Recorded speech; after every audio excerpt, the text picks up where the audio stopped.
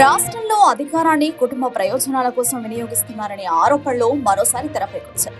నారా చంద్రబాబు నాయుడు నేతృత్వంలోని ప్రభుత్వం విశాఖలోని అత్యంత విలువైన ఋషికొండ ప్రాంతంలోని ప్రభుత్వ భూములను గీతంస్ విద్యా సంస్థలకు కట్టబెట్టేందుకు ప్రయత్నిస్తున్నట్టు తీవ్ర విమర్శలు వెలువెత్తుతున్నాయి. ఎకరం 100 కోట్ల విలువ చేసేది 54.79 ఎకరాల భూమిని సుమారు 5,000 కోట్ల విలువైన గిఫ్ట్ గా అప్పగించేందుకు రంగం సిద్ధమైందని ఆరోపిస్తున్నారు. ఈ భూములు గతంలో అక్రమ ఆక్రమణలేని సిట్ కూడా నిర్ధారించిందని విమర్శకులు గుర్తు చేస్తున్నారు.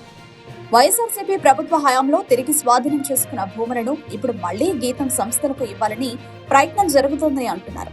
ఈ వ్యవహారంలో greater Visakha municipal corporation council చివరి సమావేశాన్ని వేదికగా చేసుకుని ఎజెండాలో అంశం చేర్చడం రాజకీయ దుమారం రేపింది. గీతం యూనివర్సిటీకి సంబంధించిన భూముల విషయంలో గతంలో నిబంధనలకు విరుద్ధంగా వ్యవహరించారని మాజీ ఉన్నతాధికారులు ఇప్పటికే స్పష్టం చేసిన నేపథ్యంలో ఇప్పుడు మళ్లీ అదే ప్రయత్నం జరగడం ప్రజా ఆస్తుల భద్రతపై ప్రశ్నలు లేవనెత్తుతోంది.